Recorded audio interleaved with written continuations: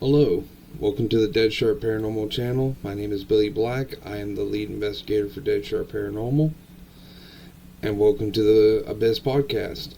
In this first episode, we'll be talking about Paranormal 101 and encounters and experiences that we've had in our travels. All opinions and viewpoints from every team member is of the individual team member, not of the team as a whole. You'll see during this episode that we are still trying to find a way of making an actual podcast episode that's more efficient for ourselves, but as it stands at the moment, we are resulting to using Discord for our podcast episodes. But now that we have all those formalities out the way, let's meet the team. Starting off with Stephen Mitchell, investigator. Ashley Kelly, investigator training. Mandy Ware, spiritualist. Tiffany Felice, investigator trainee.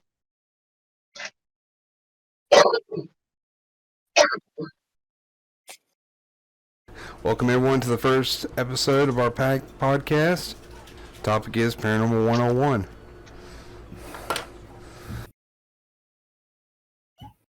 I guess let's start off by first question on the list, how to get into the paranormal and defining reality from TV shows. Yep.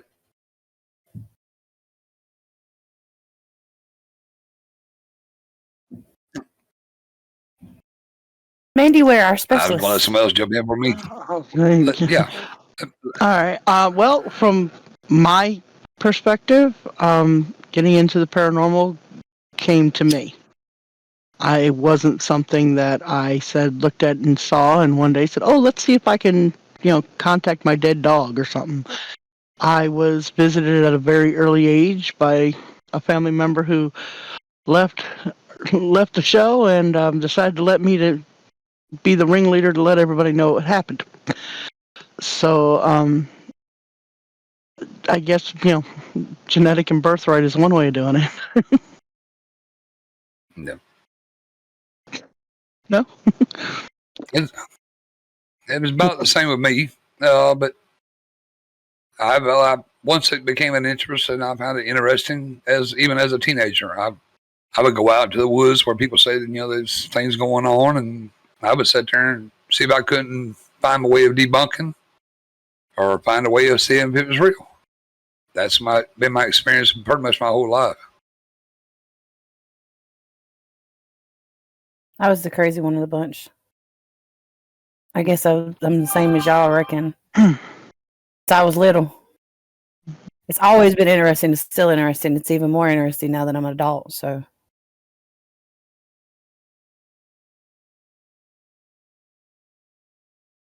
I started watching Taps with my mom when I was little, and we always had paranormal experiences in the house, and I was just always interested in it.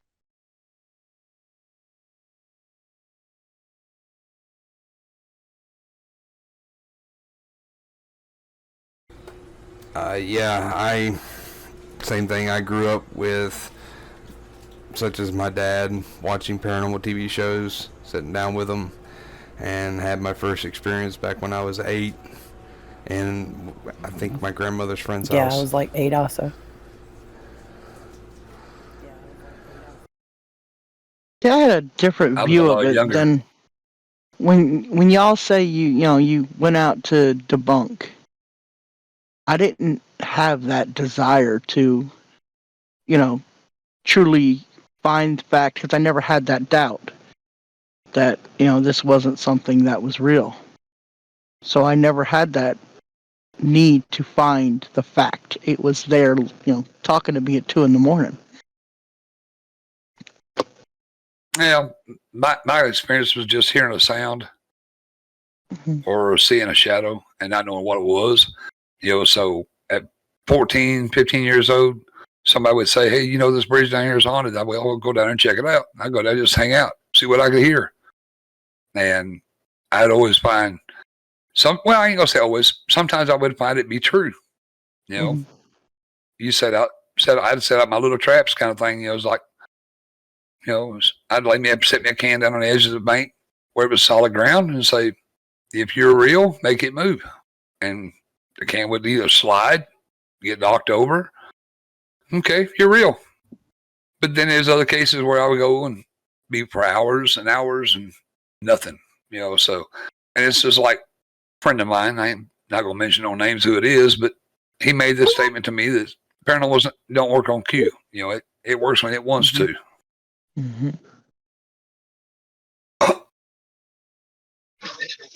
It has to be comfortable with the subject it's talking to.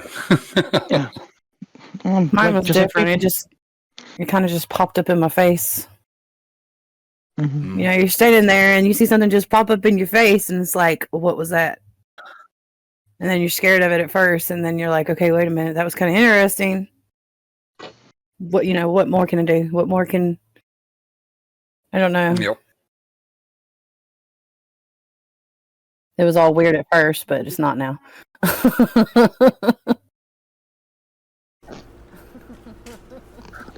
Especially when you start getting into it, it's like you didn't realize there was so much to it. But it can also be boring too. Think about that. I mean, there will be times that you're not going to get anything. Yes. Yeah. And it can make you feel crazy. Yeah. Mm-hmm. That I have found leans more towards, for me at least, leans more towards the investigation part of it.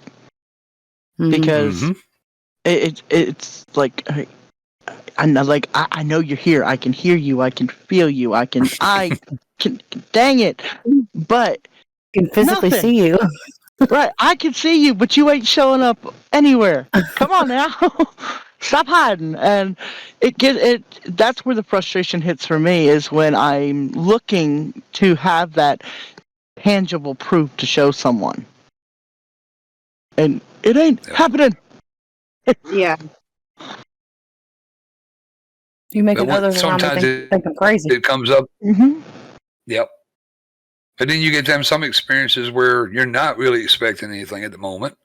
You're kind of just like walking over to an area that you got an idea of, and then, hello, how you doing? You know, it's like, hey, you know, knock next time. Let me know you're here before I get there.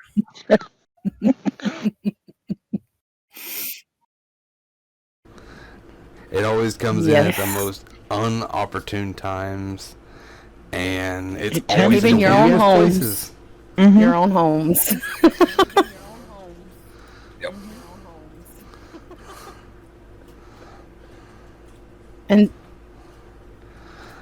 you go ahead. I think like with, go ahead. I was gonna say like a good example would be team member Steven. Your bedroom. Yep. Or my bedroom. Yep. Yep. It just pops up. It's like, hey, how you doing? Or the experiences my wife had found when she goes to bed, get comfortable at night, and I'll be sitting in the living room watching television, and somebody decides to sit on the side of the bed and comfort her while she goes to sleep. Or the face she's seen. Yeah. Mm-hmm. They can all be scary Or like at first, me I come home from work and sit in my living room, and I hear somebody marching through my kitchen like they own the house, and I step up and say, no, this is my house, and you're not going to try to intimidate me or scare me out of my home. And he ran toward me. Of course, I don't have the ability of seeing, and you know, they take their opportune moments to let you know that they're by talking to you if you have the ability to hear. So, you know, he brushed me and I stood my ground, and he said, okay. He backed off and left. Or he just decided to chill and give me my space, which is okay. That's acceptable on my part. Mm-hmm.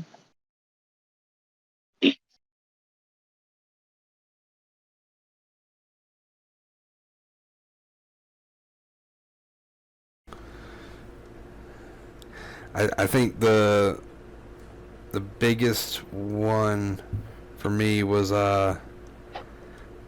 probably Seal Cook Home. When we kept seeing something like in the main part of the building, and all of a sudden we just you would see something, and then all of a sudden you hear something on the complete other end. Would never give you a full confirmation. It was like taking you back and forth, back and forth. Yeah. Yeah, the spirits seem to have their own time clock, and when they would decide they want to show you who they are or talk to you and let you know when they will be there. In my opinion, with me, because I don't have the ability as some of our other team members here. But when they do show you, you about had to prepare yourself sometimes. Just like, okay, I was not waiting for that, but okay, here you are. And even some of us who have the ability, it's like, whoa, wait a minute, you're not supposed to be there. Where'd you come from? Yeah. Yep. I had that experience myself, so yep. Oh, yeah. Not supposed to be there, but you are. And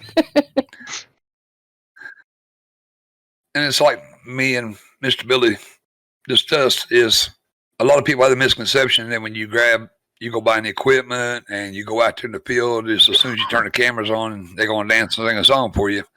It don't always work that way. I mean, the shows are interesting on television. I love to watch them.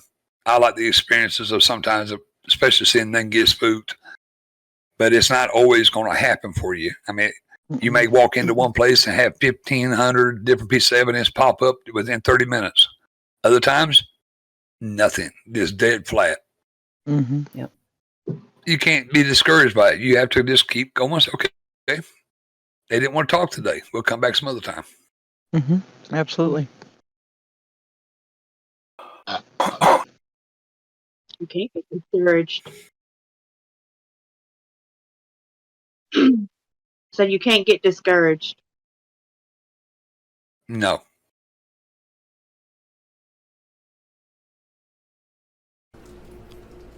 And that's actually one thing I kept hearing about. A lot of teams, they'll get someplace, they don't get anything, and they're like, oh, it's not haunted. And then 2 days down the road, someone gets thrown. And it's like, well, yeah, it is haunted. Yep. They just didn't want to talk to y'all at that moment. You have to be patient. Absolutely. Well, that's also part of the reason why it's kind of important to like revisit or visit a site more than once. Because you can go completely off the charts one day with everything, get back, look through it all, and have absolutely nothing more than noise. But you wait a couple weeks or a month or whatever, you get permission to go in again, you go in and check it out again. Now you're getting full intelligible conversations, and they're interacting. So it's like, yeah, absolutely. Intelligent spirit needs that connection as well. They need to know that it's not just you just coming in here to make a mess and make a noise. It's, oh, you really want something. You really want this. So, okay, prove it, Yeah. Absolutely. Yeah.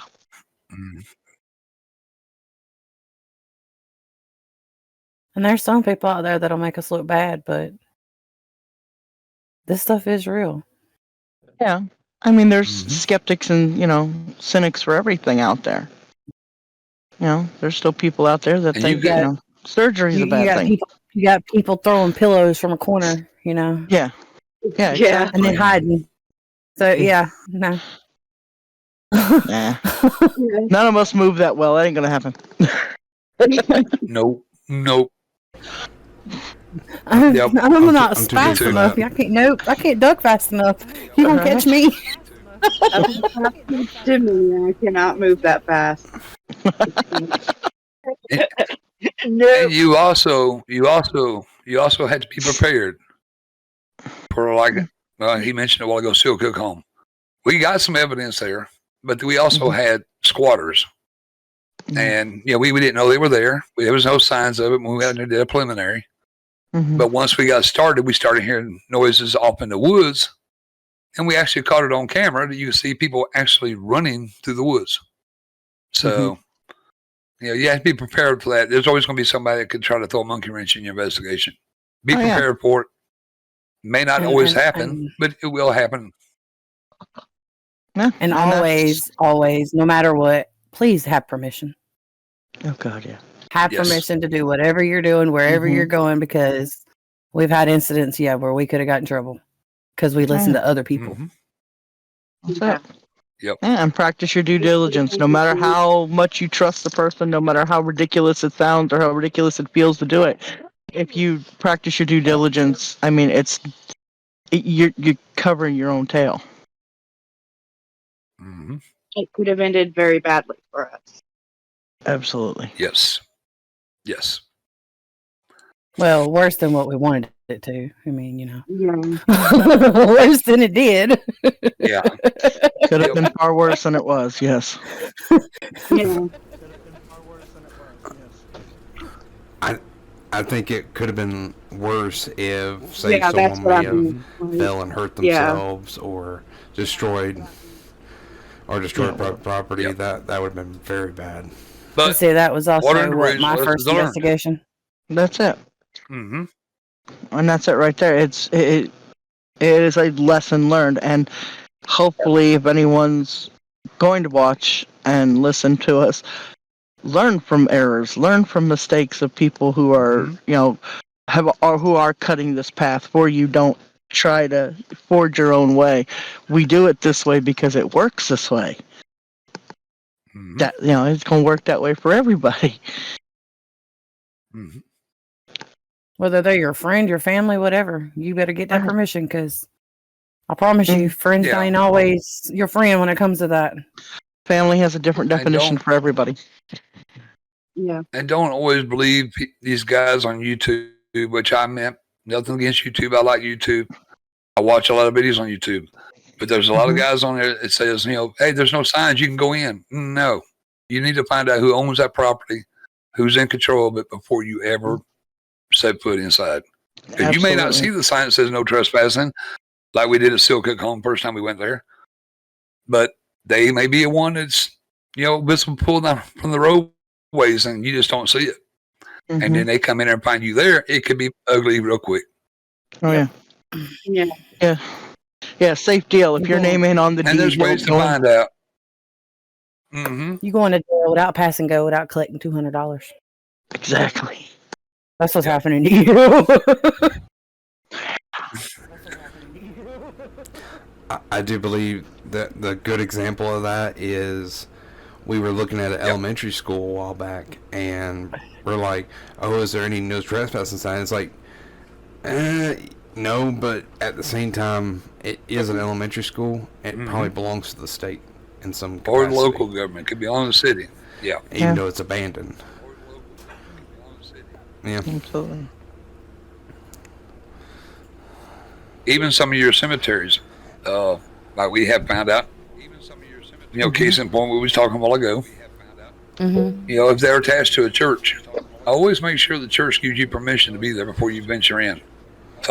County cemeteries, way out in the woods somewhere, if they don't have a gate, no fences, no signs saying nothing after dark, you're pretty much on your own, but you don't want to take things a chance always. You want to always double check to make sure what ground you're stepping on is not privately owned, county owned, city owned. You could be out there doing it and getting all kinds of evidence. But as soon as them blue lights come up that driveway, the party's off. Yep. Absolutely. Have your ducks in a row, no matter what you do. Yep. I learned that just from my first investigation. So, and I'm newer than you guys. Bad way to get a start. Yes, very bad way to get a Bad start. way to But get a start. I still learned from my lessons. I learned from, okay, I should have discussed this more. I should have found out more. I should have got more information on it. And I should have communicated more. Right. Just like Spiritualist Mandy said, always do your due diligence, make sure everything's on the up and up. That's it. Even if everything feels great, get somebody else involved. Get a couple more people of your team involved. Yep. Because it Yep. somebody, not everybody thinks the same. Somebody is bound to think of something that somebody else ain't thought of. Mm-hmm. You know, so make sure you get folk involved. That's why I like Billy setting it up the way he started when we started this thing, is getting forms out. So when we go to properties that belong to an individual, their name's on the deed, they sign it stating that they've given us all rights to be there, and put a phone number, whatever. In case the law should show up, Mm-hmm. we've got a contact. The way to get a hold of them, say, Mr. Officer, here's the person who owns it. They'll be on their way over here in a few minutes, whatever. Absolutely.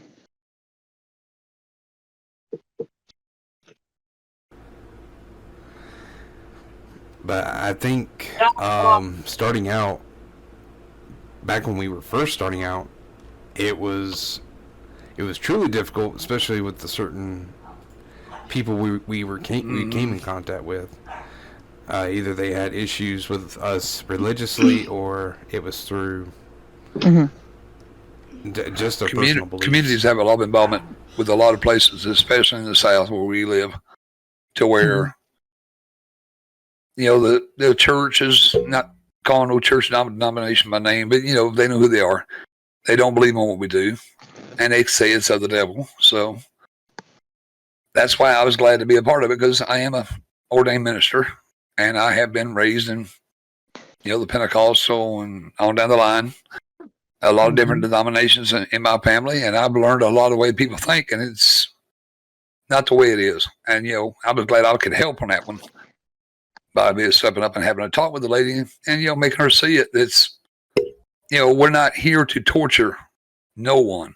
We're here to find out if they're here, why they're here, if there's any way we can help them to either move on or help find their loved ones, whatever the case may be.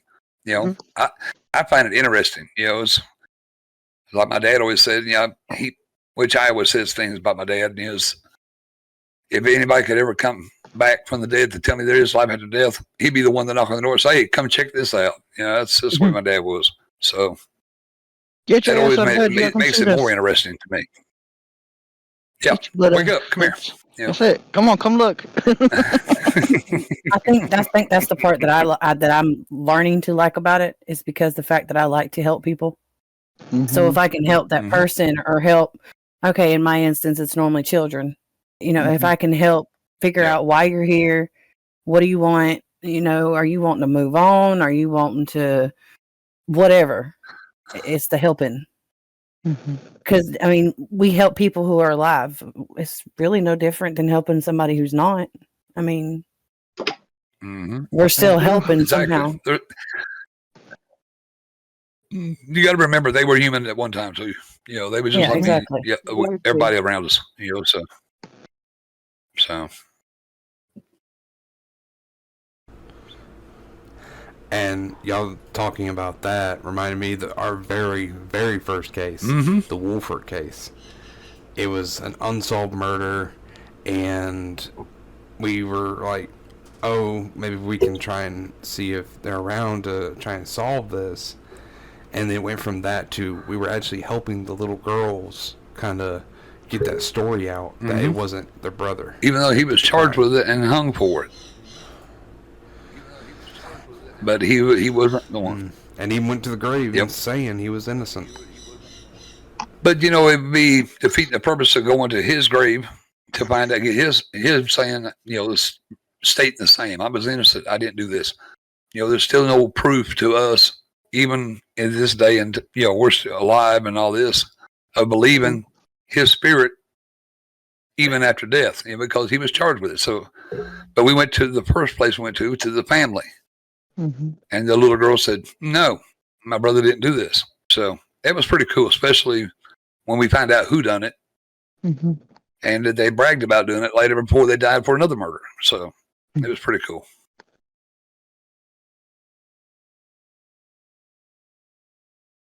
But, it's getting started in this field.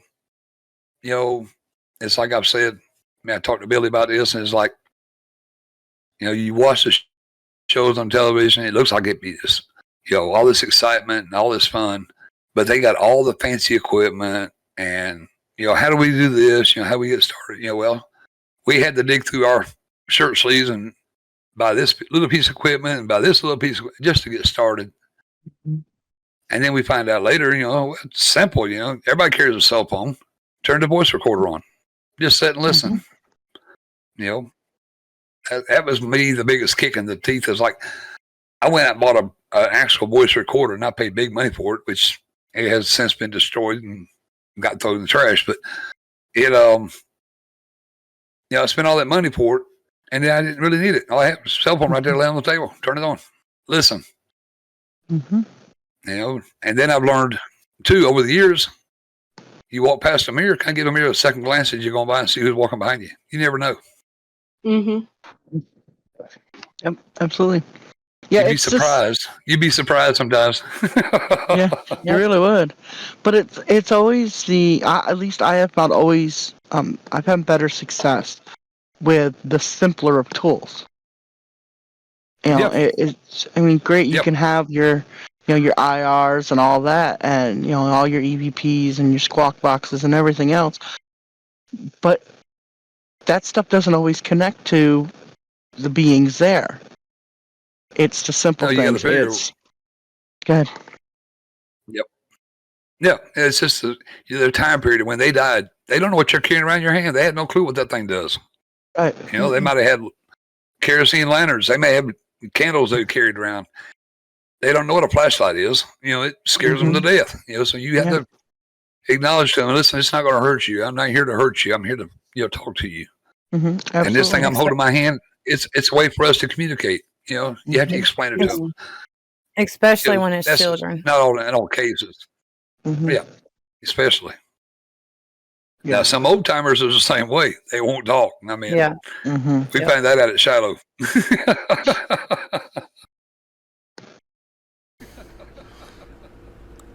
Shiloh and Stately Oaks out there in Jonesboro. They didn't like us at first at Stately, but they eventually opened up and warmed up to us. They realized we wasn't there to hurt or take nothing or destroy anything. But there was a lot going on there that I was not happy with after we found out more information about it.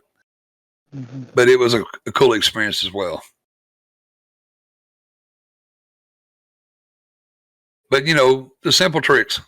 It's like Mandy said, sometimes simple is better. I heard something walking through the house one time and I couldn't figure it out. Okay, I know it's footsteps. I can hear it. 1, 2, 1, 2, 1, 2. And I could never catch it. So I did a simple little test. One got me some baby powder and sprinkled a little bit on the floor and wait till the next morning, come in and look, and there was footprints in the frosting on the floor. So it didn't cost me nothing to do. And there it was. My evidence I needed. The footprints on the floor. Yep. My instincts, it's feeling them. I can feel it. I can feel the presence. Oh, you're there, but are you going to talk? Are you going to... I can get that too. Mm-hmm. Yeah. I get that if it's something that wants to talk, it wants to communicate with me. I get that warm feeling like mom just walked up behind my blanket, wrapped on my shoulders, and I've got a little chill. Get that warm feeling. But then I get that cold chill run down my spine. It's time for me to start stepping the other way. But that's just my experiences. That's not going to be everybody. Right. Absolutely not. I mean, I can literally feel what they're feeling, though. Like, you can feel the sadness. You can feel that's good. The anxiety. You can feel, okay, in my instance, in my house, they'll walk up to me and, you got a necklace around your neck and it's just doing this by itself. So, okay, I know you're there. So what do you want? What are you trying to tell me? What do you know what I mean? Mm-hmm. It's not always feeling. I mean, sometimes they'll touch you. Sometimes they'll let you know they're there. Yeah. Yeah, if a spirit wants to communicate, they will let you know you're there. They're there, and they will let you. They'll get a hold of you one way or another and get you to pay attention. Now, if you're, skeptic and cynic, of course you're like, it must be a draft, or whatever. My mama's favorite statement was, "A bunny just walked over my grave." Um, she get goosebumps, and oh, bunny must have walked over my grave. Really? What you doing out of it? But that's okay. Mom's all good. But I mean, it's understanding the difference between your body's reaction to an environmental effect and you feeling something that is, you identifying something that is non-environmental. That's a interesting little personal, cliff to walk up to.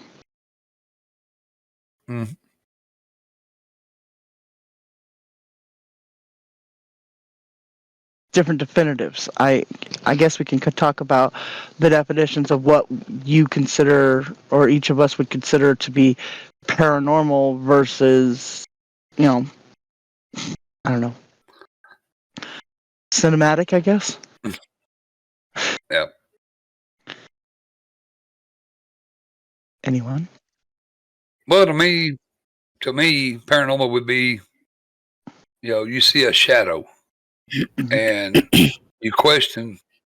Okay, you start setting things out. You turn your recorder on and say, if you're a spirit of someone from the past, can you give me a knock?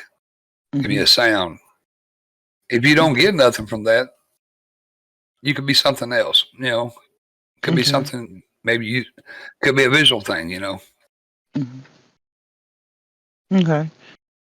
So then I'm maybe I might be deciphering what you're saying wrong, but you're saying that the paranormal category falls to anything that would be representative of a response from a spirit, or responsive with a spirit, I guess. Maybe. Well, you could see it one way or that, but my way of seeing it would be whether it be an intelligent spirit or just something that may just be moving through. Okay. Whether it could be elemental, it could be physical, it could be your own shadow reflected off something, and you seen it, and you thinking it could be paranormal. Okay. Okay.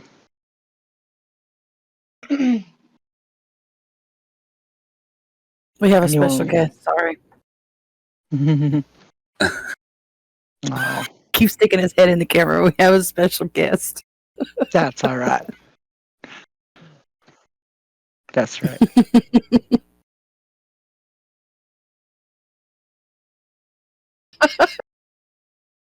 He heard special Rusty, guests. That's all tell that matters. everybody hi. Say hi, Rusty. Hi, Rusty. Hello, Rusty. He come to learn about the paranormal. Mm-hmm.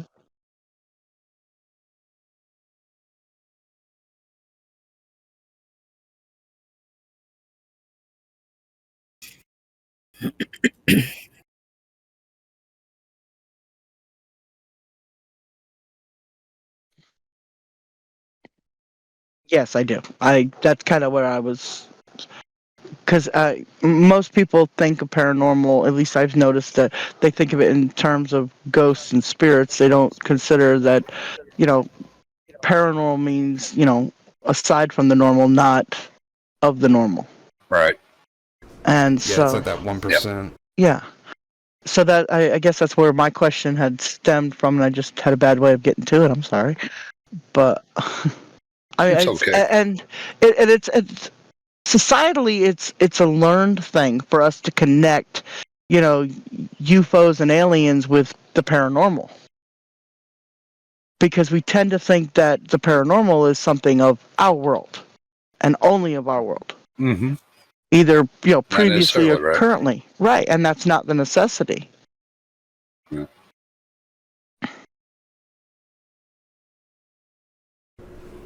I always kind of took it like, if you look on the about page of our website, in the right there at the bottom, there's a little quote by Rosemary Gilly.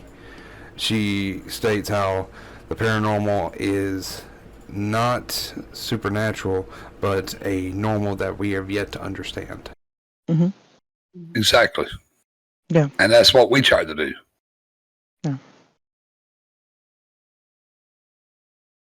Yeah, and it's, like I say, I think it's just for everyone really to just make the connection between, what we're taught is that from, the Hollywood perspective of things to what Mm-hmm. is a natural daily activity, Mm-hmm. Well, to me, paranormal with Paul that I've experienced in my life, I've got, my tangible things. I got my desk, I got my house, and things I call normal. Walking outside, expect to see my car and drive it off. But take for instance, the night I was driving home from work, I look off to my left and I see a troop of Civil War soldiers walking through the weeds and just kind of fading off into the night. And it's like, okay, I know I've seen it. Mm-hmm. I know I'm tired from work, but I did see that, so I felt it falls in the category of paranormal to me. And so does the instance of seeing something dart across the sky and you can't explain what you just saw. Mm-hmm. It could be considered to me, in my opinion, which my opinion don't really matter, but it's my opinion is that would be classed as paranormal too. Right. Because it's not something you see every day, Absolutely. Yeah.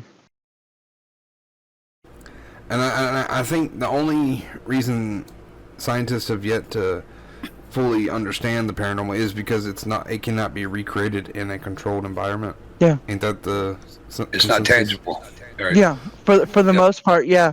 That tends to be the fallen leaf on all scientific, investigation, because if something cannot be recreated in, an artificial state, then obviously it's not, real.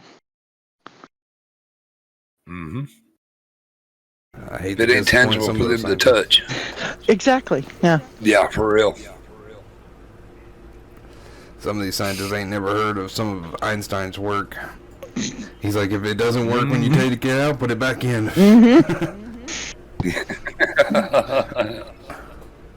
The math has to math somewhere.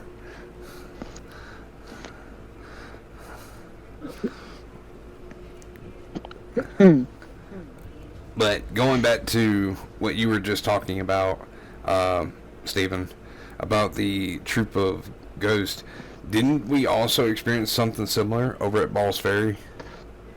Yeah. We had seen some But in the defense of that could also be residual to the fact is they was killed in that moment of time as a drama state to where they were fighting for their lives.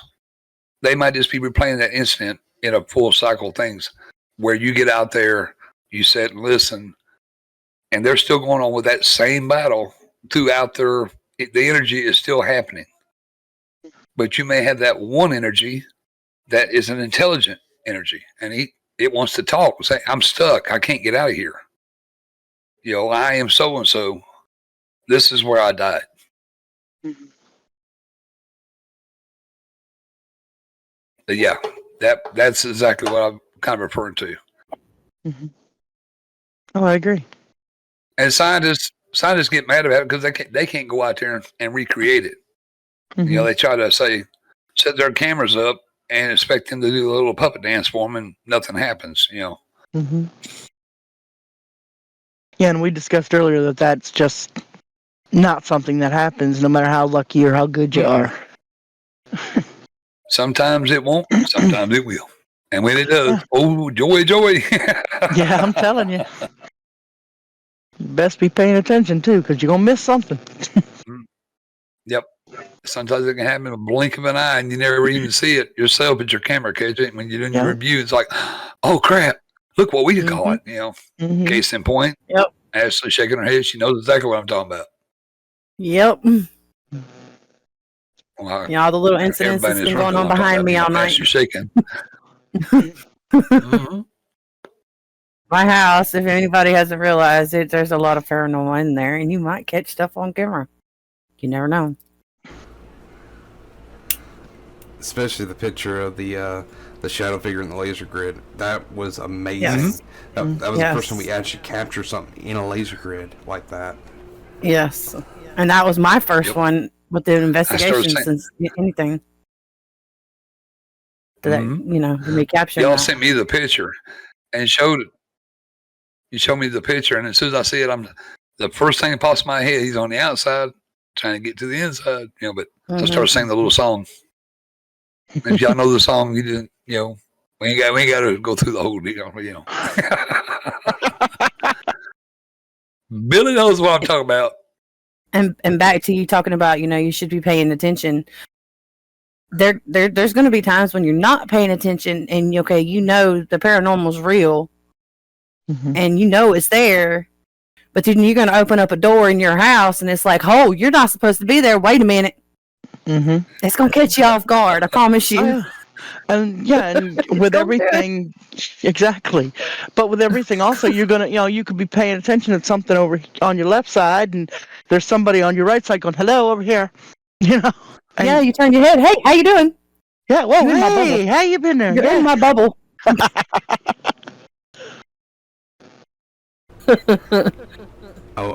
One good instance of that with me, I would be laying in bed at night, and our little spirit that we call Dennis the Menace used to show himself as a black shadow figure, and we would wake up periodically, and sometimes he'd be just standing right there watching us, and it's like, can you go on? Right. I'm trying to sleep. Got me looking like a chain smoker.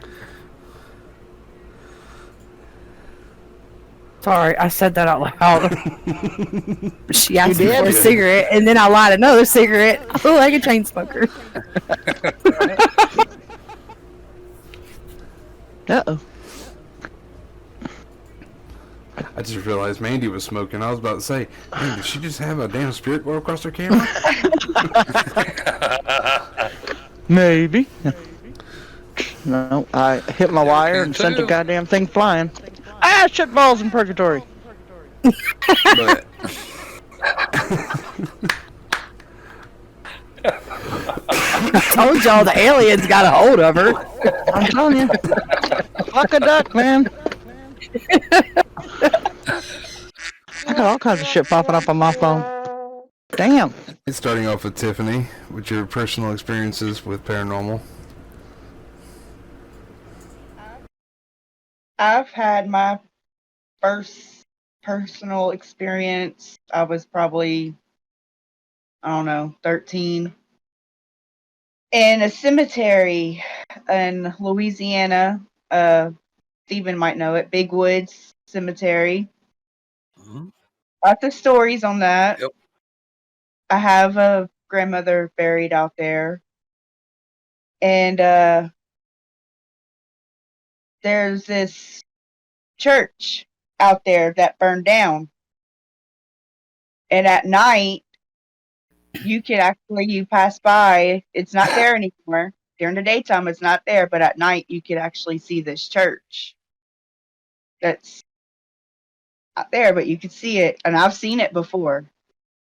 But in this cemetery, I've seen old men sitting at a table playing cards, wearing old flannel shirts.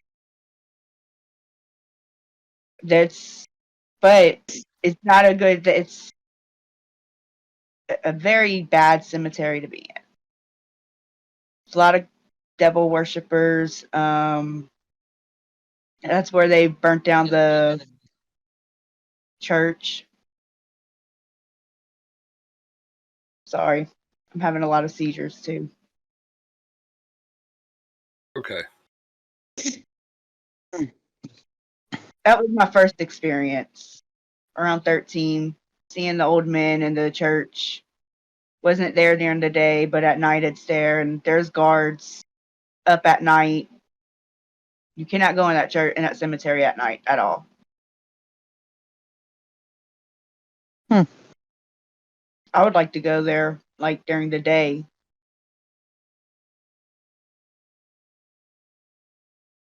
Just to I see agree with you. Trip. I Good would like trip. to see my grandmother's grave. I haven't been up there since I was 13. Wow. That was when I was out there.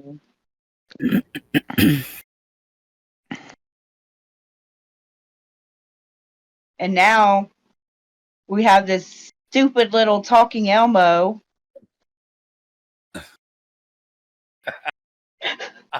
It don't have batteries in it. And speaking. Language. And it loves to say the children's name. It said via. Oh my gosh. What David? Bentley, don't mention the other name. Yeah. And the batteries are not in this thing. Not in this thing at all. Wow. My son hog-tied it. So I'm sure he did. Hog-tied He hog-tied the legs because he's scared that it's going to turn into a Chucky doll.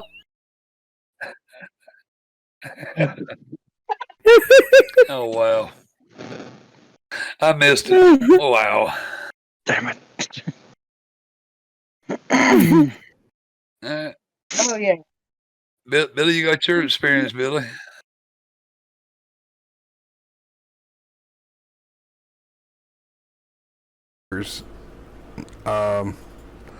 I think the most important one, I forget how old I was. I was probably about 15 or 16. I went out to a place called Bruton High School that never opened due to segregation and all that, and the old man next door. Anyways, went to the person who owned the place. He's deceased now.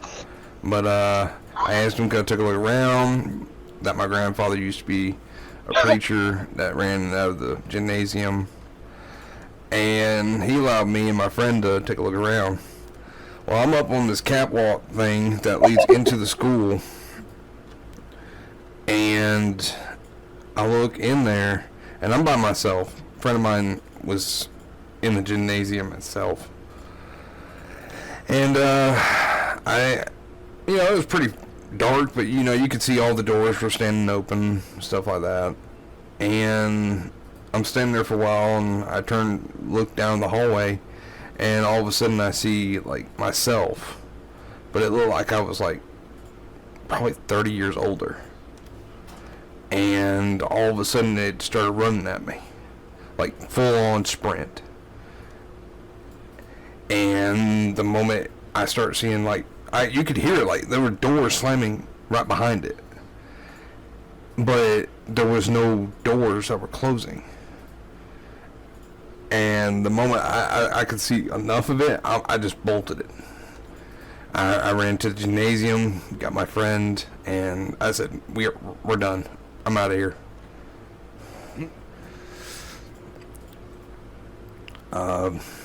Besides that, I played with a little Mexican boy in my grandmother's friend's backyard. And when I came in and asked my grandmother if this little boy named Sean could have a sandwich with us, my grandmother looked outside and said, "There's no little boy." Found out later on when my mother came to pick me up that my grandmother was talking to my mom about it, and I could basically hear enough that Sean was this little Mexican boy that both Stephen and my mother knew that died back in the 80s. I think it was late 80s. I think. It was around 1987, 88. Gotcha. Yeah, and I didn't know who Sean was until I actually spoke to my dad about it, and yeah. Kind of creepy. Mm-hmm. Who's next?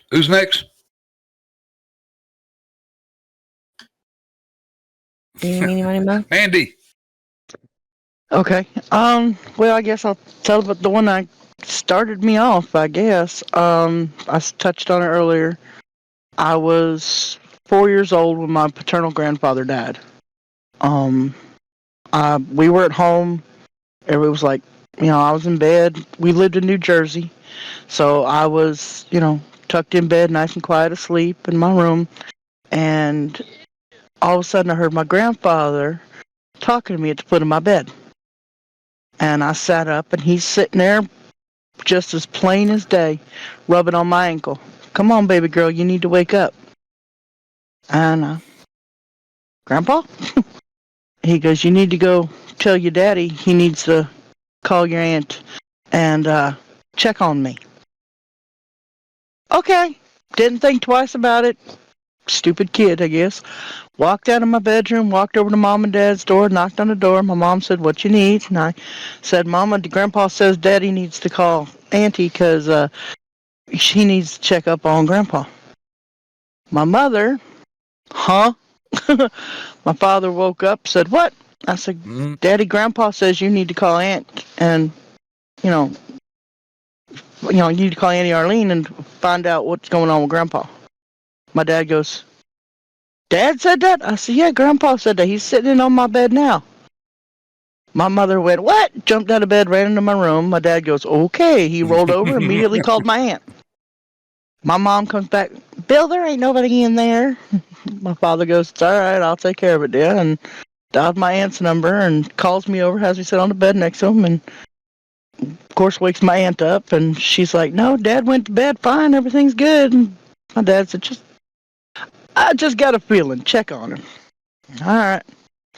And she, the time span it took her to drop the phone in the living room, go back to the bedroom, come back.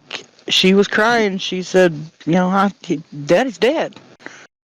And my father looked at me, looked back at my mother, told my aunt, well, okay, we'll be coming up tomorrow. Good night, and hung up the phone. And looked at me, and I immediately thought I had done something wrong. I mean, I was just a kid. What the hell did I know? Mm-hmm. And he goes, you know what, baby? You done good. Go on to bed. We'll talk about this later.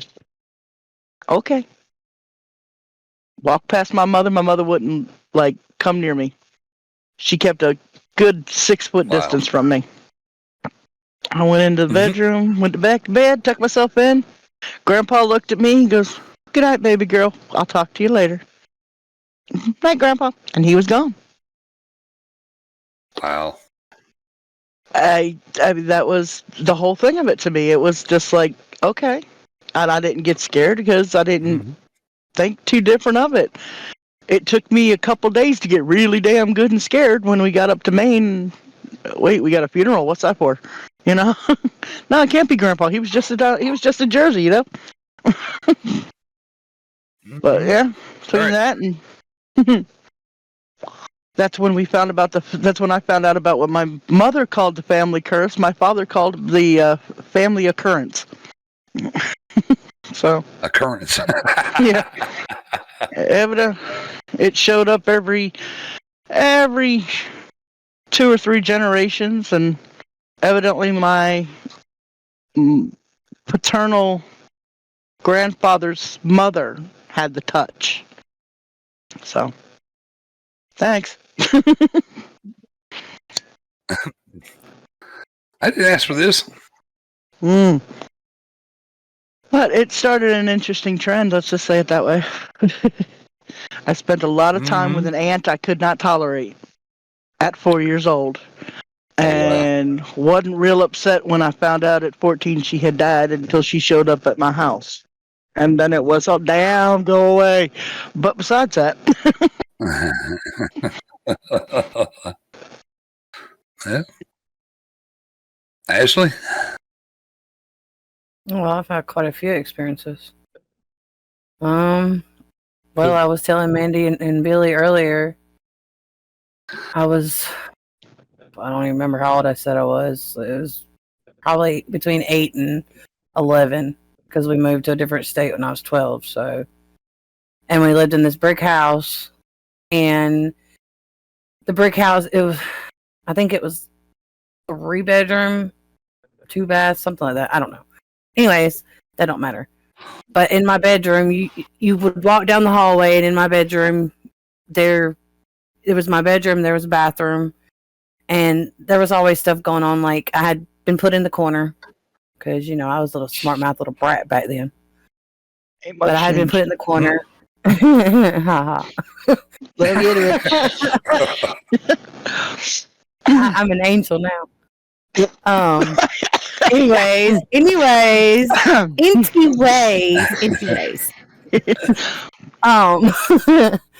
I was sitting in like, it wasn't really a corner, but I was sitting up against the wall.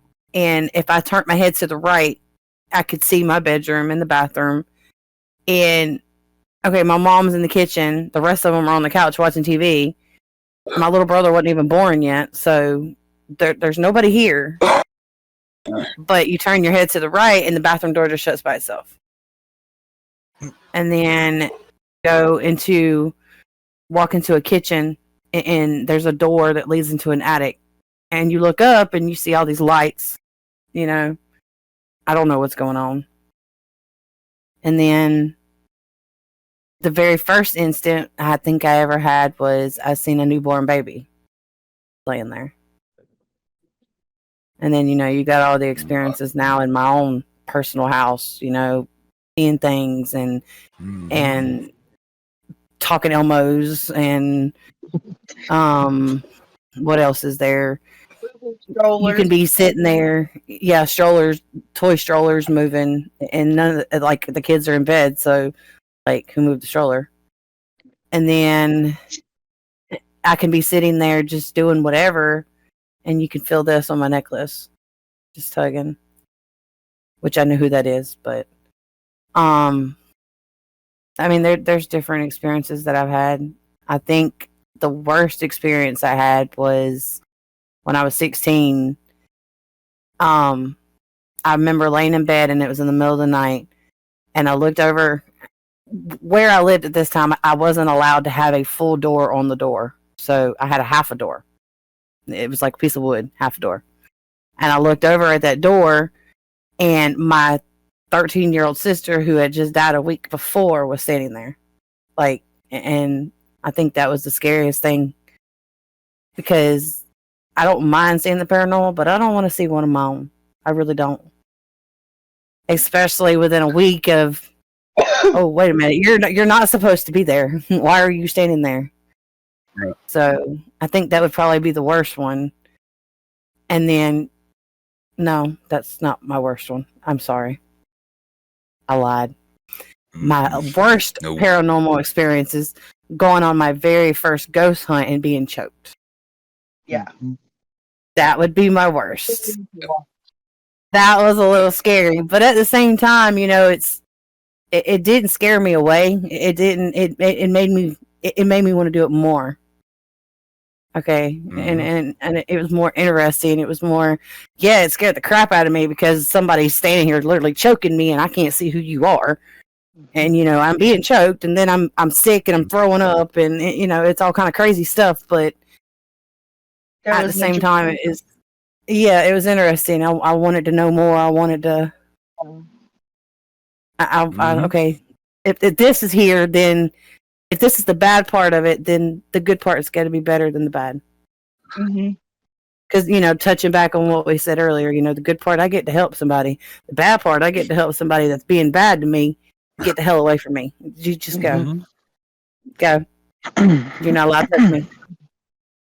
So, that would be my worst experience, was that where we went. All right, Stephen, all you. I'm digging through the hat to pull out when the number is. April 19th, 1974. No. You're pretty close. Oh, Lord. This happened. I'm trying to think. It had been about 1975. Well, shit. I was at my aunt's house. I was at my aunt's house, and it was a 2-story farmhouse with a full-size attic. The attic was sealed off. And I used to hear someone walking up and down them stairs that led to the attic. Well, my aunt, she was one of these stricklers about putting us down for a nap every day. You know, children had to take a nap between 12:30 and 1 every day. 30-minute break for her, I guess. But I kept hearing these steps, and I would tell my cousin Thornton, and I tell him, I say, "Do you hear that?" He said, "I hear it all the time, but they tell us just this till we ended up house shifting." I said, "No, that's feet steps." Well, later on that evening, we was getting ready to go to bed, and I refused to sleep in that room because I could hear them steps. And my Uncle Thornton's like, there's no way nobody's up there. I don't know what you're talking about. So he found the skeleton key that would unlock that door. As he went to unlock that door, the knob started turning without him touching the knob. He stepped back and was like, this ain't right. So he snatches the door open. There's nobody there. Hush. And he makes the march up the steps, looks all through the attic. Nothing in the attic, not even a window in the attic. So he gets his flashlight and he's looking around. He sees a spot on the floor that's kind of dark, like one big area. He couldn't figure out what that was. Well, he said he'd just check it out the next day and talk to the landlord and find out if there's any, previous stories of the house. The next day, while he was gone, the door's locked. You can't even turn the knob. The door flies open. Boom. We clear the house. Everybody out in the car. My Aunt Wanda said, it's time to go.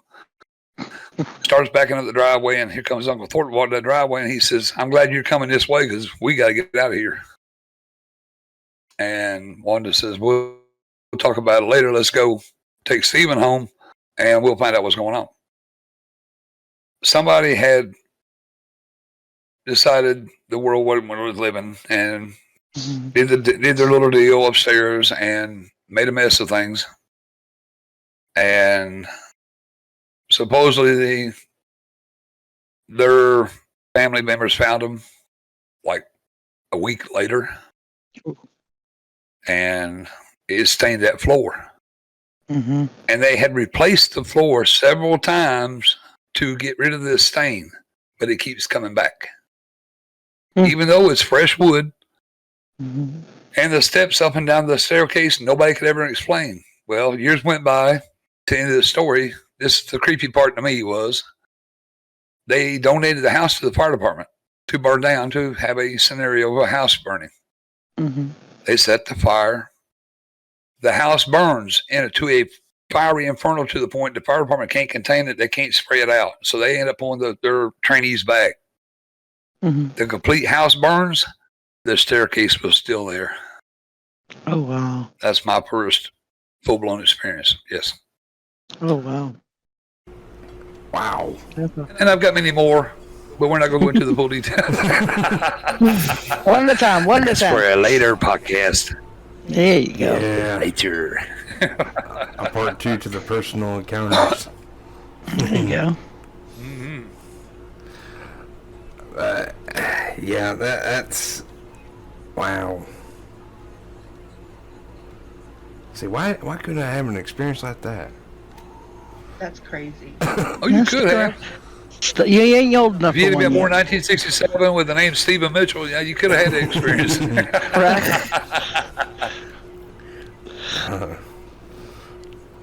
But Or at my grandmother's farmhouse years ago, the cat sat on the windowsill and there was no cat there. And the cat hissed to my grandmother when she walked past the window and actually scratched her on the arm. Yeah, that was a good one. about to say, Don't know where the cat come from. Don't know where it went to. about to say, is that, I've heard a lot of stories about animal, especially recently. Is that common, spirit animals? Yeah. Well, yes and no. Yes, I've always had an experience. I've always seen, any kind of spirit really. I don't have a human connection, animal connection particularly, but I've seen quite a few animal spirits. Usually if there's a violent attachment like that, there's a reason, and it's not necessarily always animal.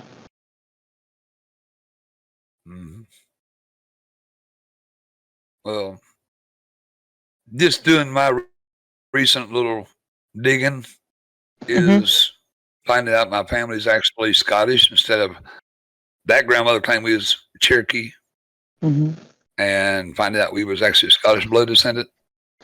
Finding out that told me by looking at this research I've been reading, it says that spirit of that animal could have possibly been the spirits of her ancestors manifesting that way to try to get her attention to tell the truth.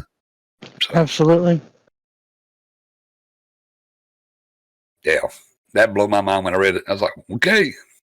Oh yeah. Like I said, There's some, earlier, spirit will find a way to make a connection to you. oh yeah. Oh, yeah.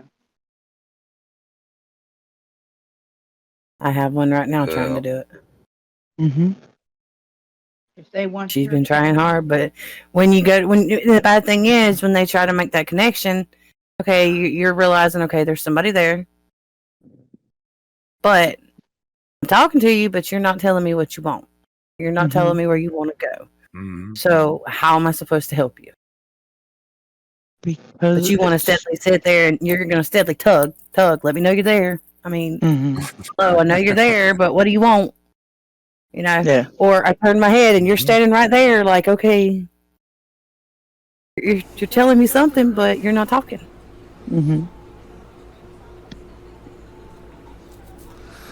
Oh, by the way, Mandy, from Ashley's place, there's nothing wrong with that battery. Really? Yeah, charged it up. It's completely fine. Wow. Yep, that's definitely interference. Oh, the camera patty. My house is just crazy. Yeah, from Oh yeah, that we didn't get from the back door to the kitchen, and it dropped to dead. Yeah, in 2 minutes. Oh.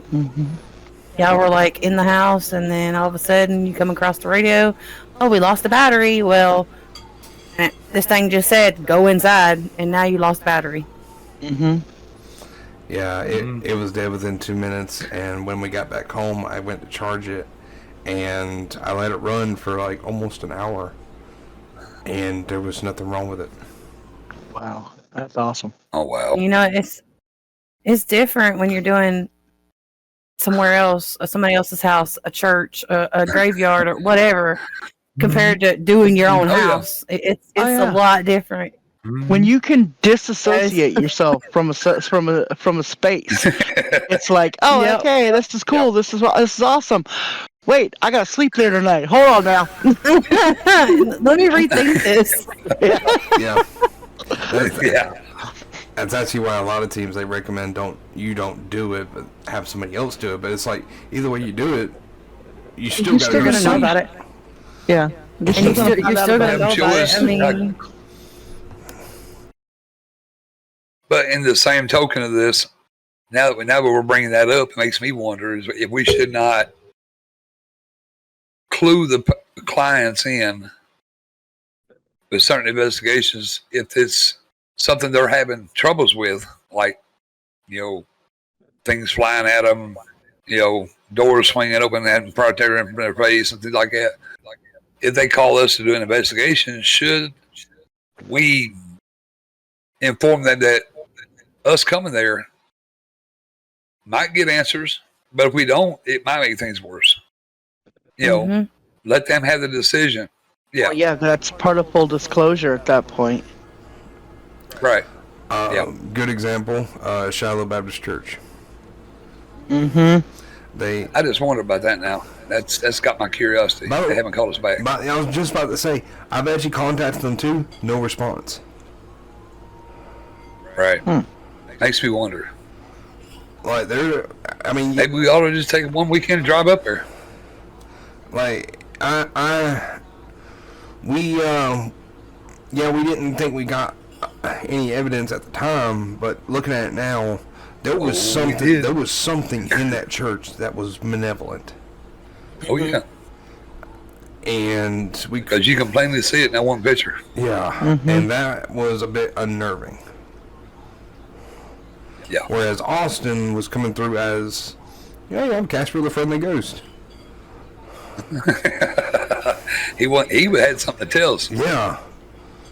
Mhm. And then the energy outside of what you perceive to pick up as a deacon didn't want us there at all. And when he was done talking, he about blew your eardrum out. Yeah, he had enough energy in him that he knocked out one of the headphone headset on the headset. Yep. And it With a loud yell. It was that, and it was like if you ever seen those old deacons that used to do brain dusters on the ears. Mm-hmm. Kind of like that. It was like someone had thumped me real hard. Oh. Since you're on that subject, that's part of what we were talking about earlier, where we were saying, don't get discouraged and all that stuff if you don't find evidence, because sometimes you're not going to find the evidence while you're doing it, but you might have one person part of your team that's going to watch it and, oh, look, they spotted something. Exactly. Or there's your evidence. Yeah. Like in just my like our instance, Florida chapter, they had. Go ahead. Yeah, our Florida chapter, and they was with us. They was with us at a cemetery that we should not have been in, but they got quite a bit of evidence. Right. Mhm. They ever we send didn't that hardly up? get any. Or like in my instance, if we wouldn't have picked up anything at my house, Billy posted that video, and then I'm in the middle of watching the video, and look, hey, look, there's something there.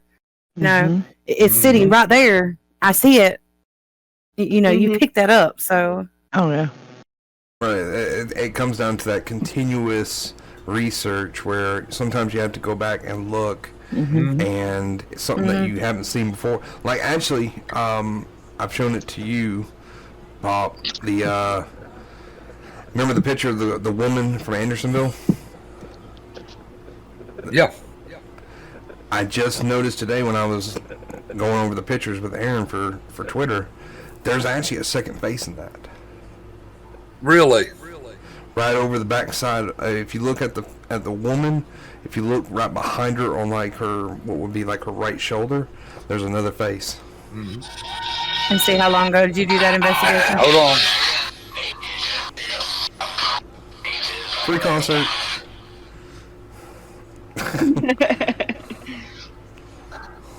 That was Johnny. Sorry.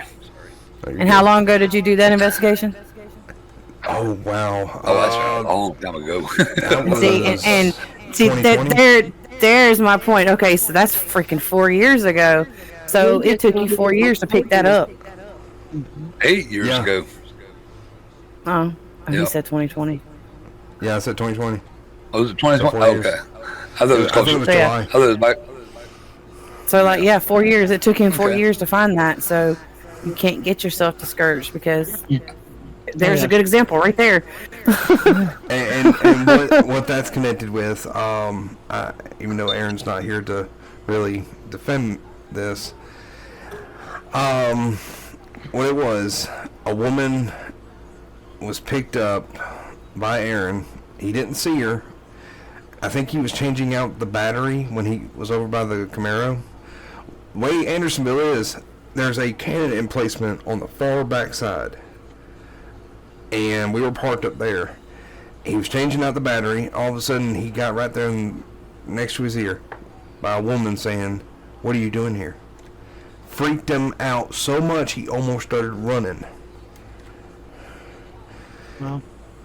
And what was crazy is I looked up records after we left. There was actually 3 females that were imprisoned there. They were posing as Union soldiers. One I actually found looks a lot like the picture, and no one knows what her name is because she's marked in an unknown grave on the backside where the whatchamacallit POW march is. Oh, wow. And to me, that right there, that's going to make a spirit upset.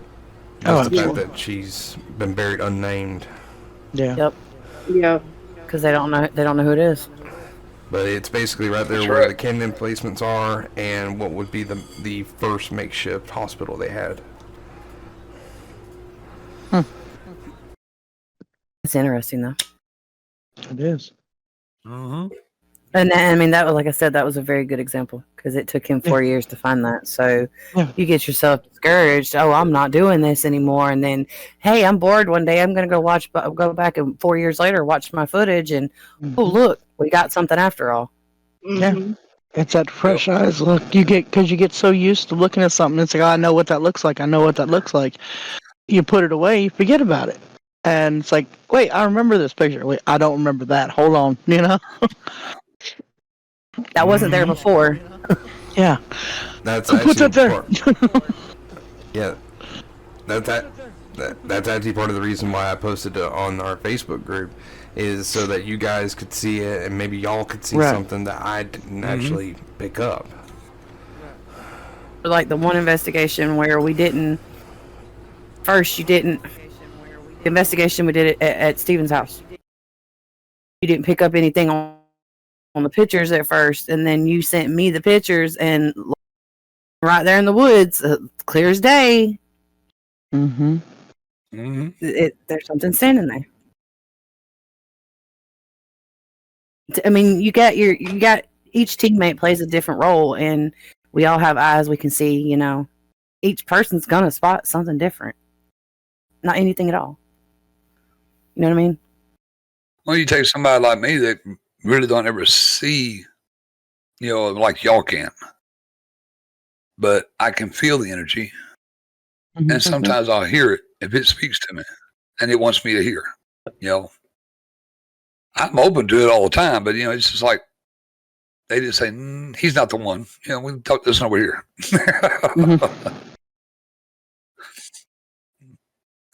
Yeah, that's no problem. Is I can feel it. I can walk to an area and look, go over there, or wait a minute, this don't seem right. I don't know if we should be here, or like the instance at your house. I knew exactly where to walk to.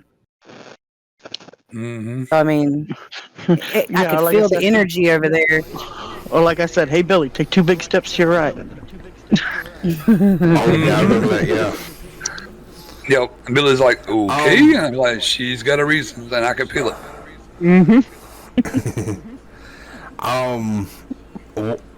And another thing, and I do this a lot. I point an example, the bleach comment that you always have to play with me with. I overreact when I get frustrated. We can't say it. And I want to. No, that's coming. You got to learn how to get a remaining composure sometimes. I really hope that you two trainees do not go through this. But my very first training session of just myself and Aaron, we went to Old Fort Jackson. And we were in what was considered the barracks area, and I found out from the reenactor there that it used to be a Revolutionary Earthworks fort at one point. So when I wasn't picking up anything Confederate, I went straight for the frustration, and I just yelled to the top of my lungs, "God save King George." And I had a rock get thrown at me. And if it had come a little bit, like 2 centimeters to the left, it would have knocked me out. It was huge. Aaron actually caught it on film. Oh my god. Well, like when we were at Ashley's, and we weren't getting a response the way he was talking, the entity there was talking, and Aaron was feeling it and hearing it, and I'm looking right at the damn fool talking to him, and he's doing nothing that we can get any kind of recording of. I finally said, you know what, long as you don't touch me and you don't come home with me, you could throw something at me, I don't care. Before that speech bubble was completely out my mouth, something bounced off my butt. One of the kids playing cards. Yep. Yep. He wanted to play with your butt that day. And I was not close enough that I thought maybe because I had even looked to see, because the hoodie I was wearing, did my hood touch it or something like that? And I wasn't that close to it. And it hit the opposite butt cheek. So, I mean, that whole stack was on my left side, my back left side, and it hit the outside of my right butt cheek. So it came out and back around. Oh, wow. Yeah, And the another thing, cards were up high. The cards were up high, and that hit me yeah, at they the were on lower top part. of a shelf, Yeah, like and on that thing top hit of me a at the shelf. lower part of my butt cheek. So it was like that wasn't just it fell, because it wouldn't have hit that side of me at all if it had fallen. Yeah. It's like Yep. the battery dying all of a sudden, and Mhm. within 2 minutes of walking in the house, and then the stroller Oh, yeah. moving by itself Oh yeah. where it wasn't moved originally. Oh yeah. All that stuff. Yeah. Yeah, I got crazy stuff in my house, y'all. You do. But also, I've learned in my experience, just doing what just starting. Okay, I'm fresh to the whole hunting thing. I'm not fresh to paranormal. I've been doing that a while, but know how to talk to them, because you can piss them off, and if you piss them off, it cannot be pretty for you. Yeah. Well, you speak to a spirit the same way you'd speak to a person. You wouldn't disrespect a person and expect them to help you. Yeah, exactly. You can't. Taking what Ashley was talking about a while ago by feeling their energy and feeling their emotions. If they are an angry entity or angry spirit, you don't want to pick up that energy and try to reverse it back at them, because it's not going to be good. Yeah. Nope, it's going to get worse for you. Try to get a little, hey, hold your hands up and say, hey, I'm not the one to be angry at. I'm just here to communicate. Tell me why you're angry, and I'll try to help. Yep, I'm here to help you. Exactly. It may not always work, but it does sometimes to kind of ease the tension a little bit, Absolutely, yeah. Because if you think you don't want to be disrespected, don't disrespect them. You need to speak to them the same way you would speak to any living person. That person in front of you, technically that person in front of you is dead, yes, but they're technically still alive too. Yeah. They don't know that. What I mean? They may not know that. They don't. They don't know. They're just on part 2. Yeah, We're still working on the first part. They're remembering. They're remembering when they were alive. Okay, that's episode 2. Yes.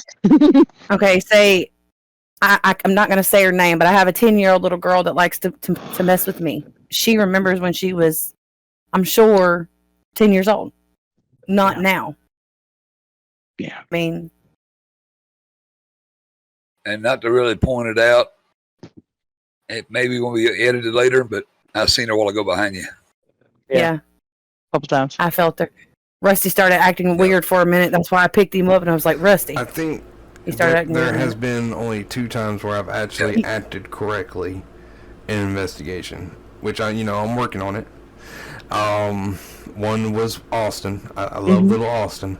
I think the other one would be when me and Aaron went to Andersonville. Y'all know where where all the tents and all that get set up at for reenactors. So, yeah, well, man, you shaking her head no. Yep. By the way, I don't know where Anderson is either, so it's okay. You will. We will take especially when we have a family member that was actually.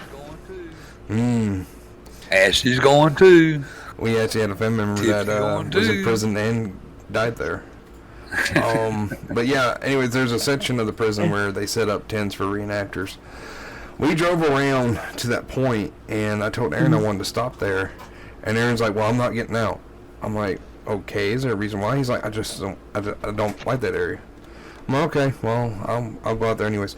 I go in and I walk through the gate, and I'm looking around at the little makeshift little tents. They weren't reenacting, so I'm like, "Wow, this is crazy."